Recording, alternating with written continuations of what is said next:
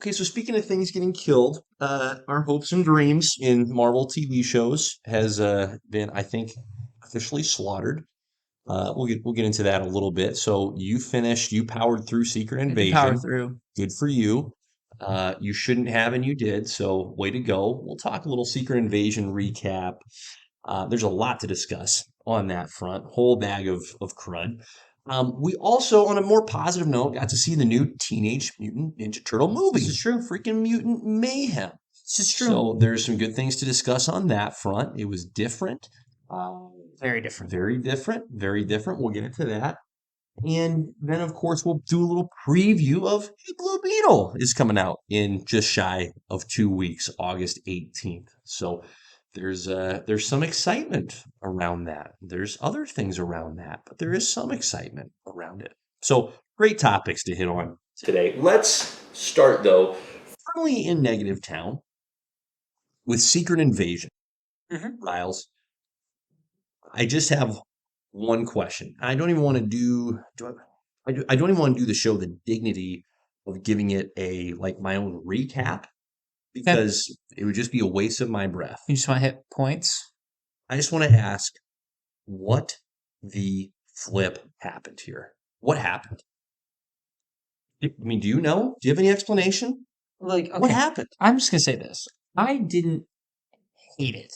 I didn't like it either. Okay. To me, it's one of Okay. those shows, and this is where I think it shows that it's bad, is because it's just there. Like, Yeah. it's not something I'm gonna ever remember. I'm not gonna go back and be like, oh, dude, this guy's in this. It's This is entirely awesome. I'm not gonna remember anything, Yep. and it's just gonna be forgettable. Yep. Like, it's just gonna be forgettable. Yep. So, but I mean, other than that, like, I don't even know what you want to talk about. I I mean, No, that's an accurate assessment of it's there and that's it.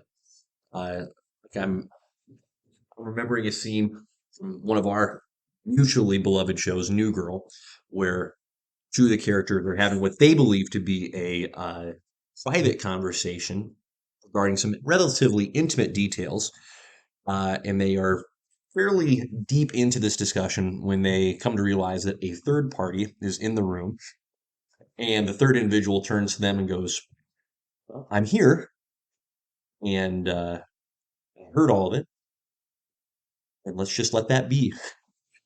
He's just trying as best he can to pretend like it never happened.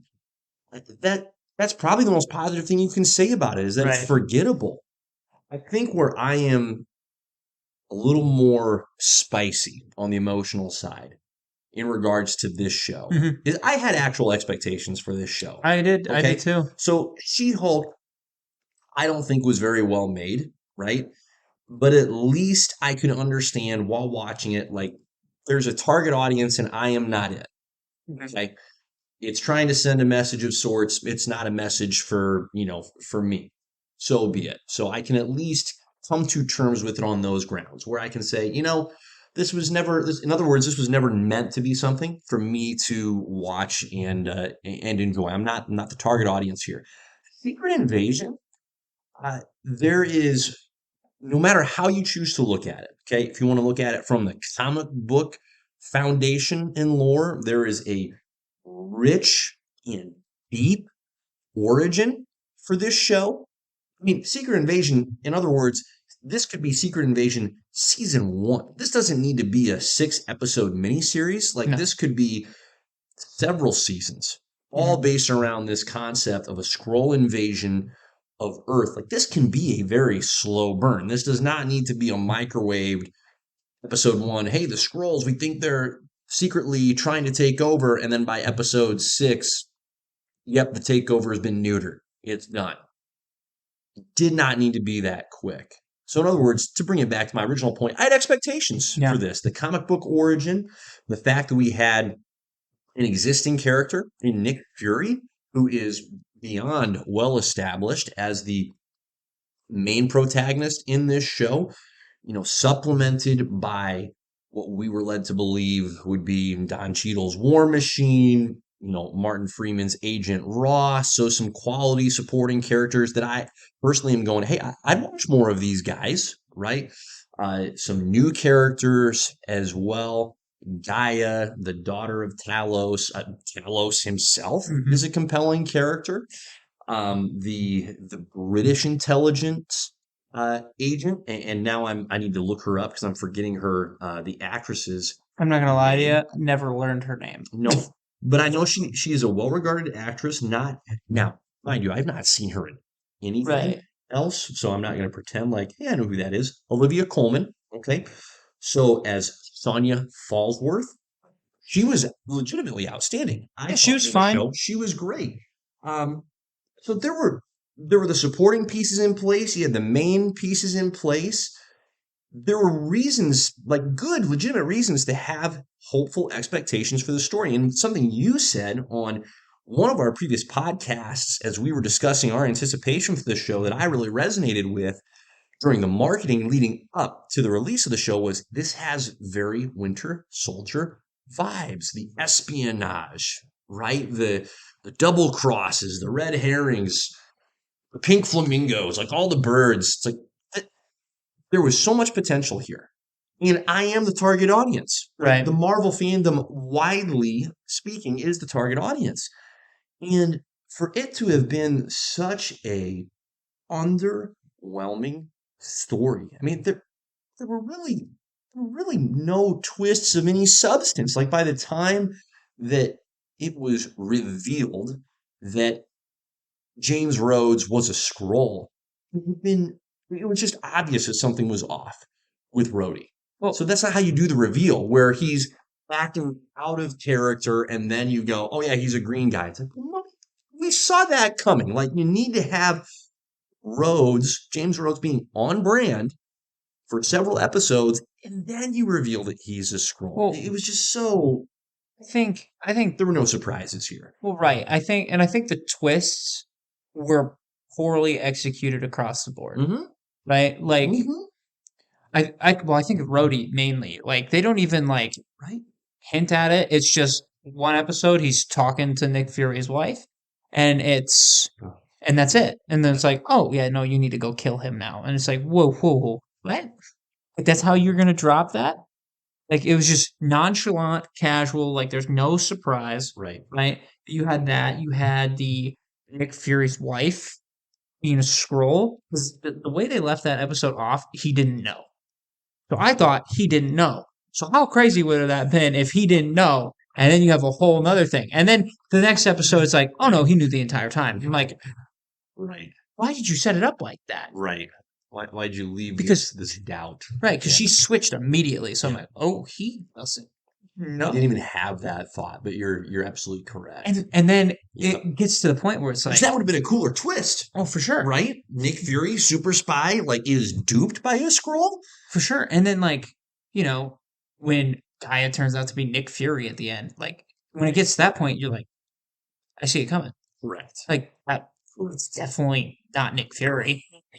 You're like, there's no Right. way. Right. Like she's selling it really good, but that's not Right. Nick She's Fury. selling. Apparently, the only one that doesn't know, that isn't aware, is old Gravik himself. It's like, hey, bud, Right. read the signs. This is clearly not your But boy Nick Fury.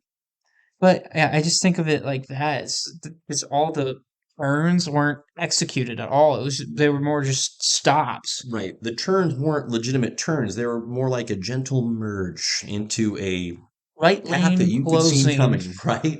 With 100 feet of space going at 25 miles an hour. It's like, man, if you don't figure this out, this is tough for you. And I This feel is really tough. well that and then the deaths weren't Oh, meaningful. absolutely The not. the deaths were just like necessary, I felt like. They just were like, okay, we need to get rid They're of so cheap. right. They're like, we need to get rid of Ben Mendelsohn Yep. for some reason.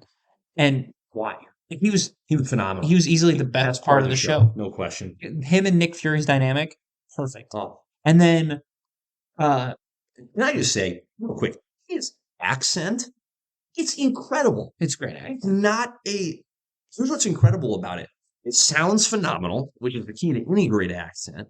And yet you can't tell me, oh, it's this Nation of Origins accent. He created, Ben Mendelsohn created a freaking Skrull accent.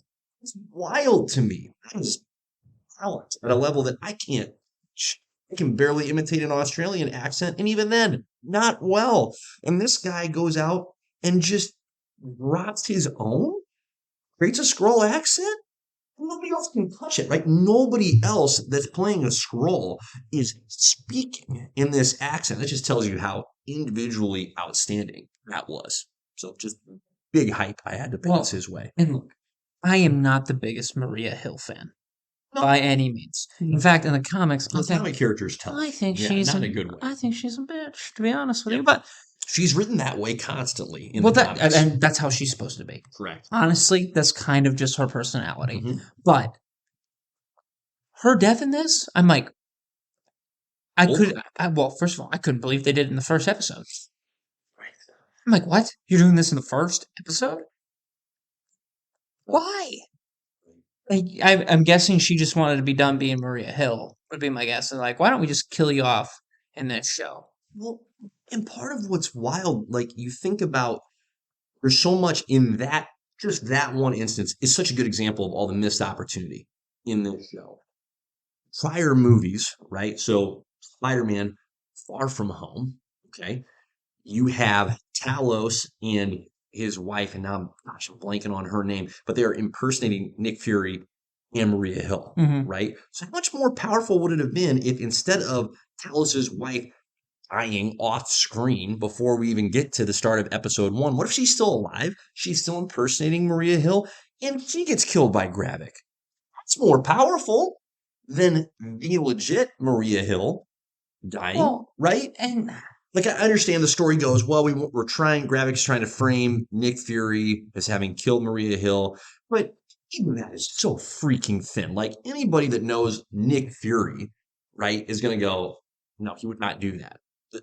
Why would he just up and kill Maria Hill? Right? It's so thin. So thin. it's just, I guess,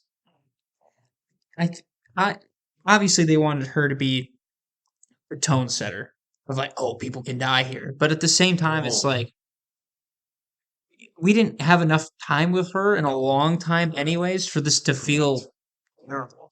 So they should have given her at least It felt uncomfortable, but it didn't feel like, so meaningful in the sense of, hey, this is a character they got a lot of invested mileage with. for me it was like, oh, she's gone. That was it. But like if Yeah, they give her like 3 episodes, Yep. really remind us There you go. Yeah. of her presence. Yep. Maybe that hits a little harder. Yeah. One episode is not nearly enough. I was just Not so nearly enough. confused. Yep. No, I totally agree. And the foundational premise of the show, right, which is this retcon of, hey, Nick Fury, back when he encountered the Skrulls during the events that introduced us to Captain Marvel in the 90s, partners with the Skrulls in this altruistic, like, gesture of goodwill to say, hey, I'm going to find you guys a home. That's just, like, why? Why would he do that? I understand why he would want to use the Skrulls in his espionage. That makes great sense.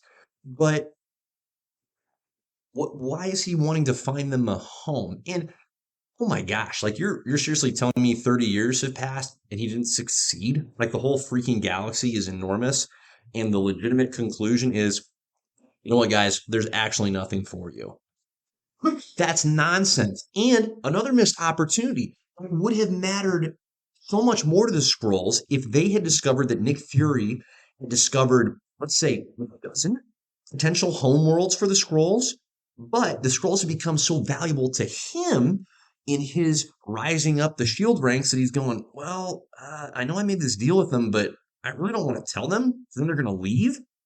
And they're going to go resettle on this planet, and now I lose my best spies, right? There's a good premise. And now the Skrulls, they discover this. Like, let's say Gravik had discovered this and working with Fury. Fury's telling the Skrulls, hey, we still haven't found anything. And the reality is, no, Fury has, but because he's more committed to his career as a Shield agent to eventually taking over Shield to the good and the betterment of Shield. He's going, hey, for the greater good, I actually need these guys to stay on my side. He has withheld that information. There's actual tension, Right. right? There's actual reason now for Gravik and other Skrulls to turn against Nick Fury because he has essentially held them back on Earth. There's reason for them to turn against him, to turn against Earth. Instead, it's just we're supposed to believe that this man with all these resources and Captain Marvel just a pager button away legitimately can't find another world. You can't like I don't buy that premise. You can't tell me that on the one hand, this universe is expansive and, relatively speaking, infinite with massively just lavish and wide varieties of worlds. But no, we actually can't find anything for the Skrulls. Kidding me? Buy that. The premise was just so, just again, thin, cheap. And the whole idea of Fury doing something altruistic, maybe I'm not remembering Captain Marvel as a movie very well, but why? Why would he? I get it only from the perspective of, hey, the Skrulls are outstandingly valuable in terms of espionage. Great. Makes sense. But they were trying to show Fury as this like gentle, peace loving. It's like that's not who this guy is. That's not who we've seen him to be. Like, so don't try and retcon that crap. And then the whole, well, then he falls in love with the Skrull. Just spare me. And again, to your point, which is great. Hey, it makes a lot more sense if he actually got duped, right? Right. That's cool. There's a twist. There's something you didn't see coming. His wife is a Skrull. That's wild. That's wild. Yeah, and then like looking back now too, after watching the whole thing, I felt like it was just like setting up the next couple of movies.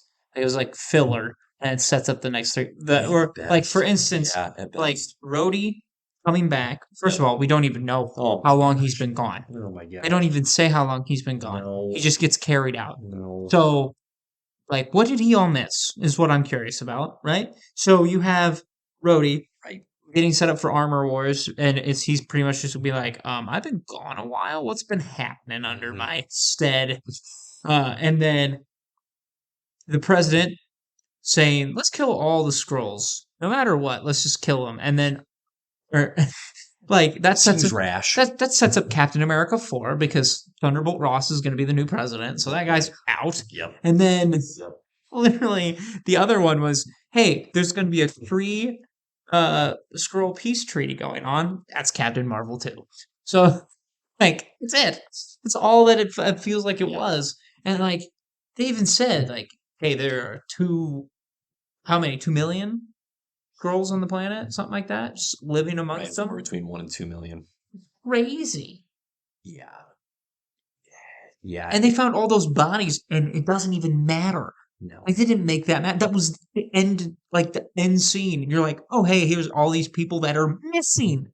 Well, and just the whole it is so poorly thought through because then they didn't even explain hey, here's how we were able, the Scrolls, I mean, were able to unwrap enormous challenge of, oh, all we need is someone's DNA and now we can replicate their powers exactly.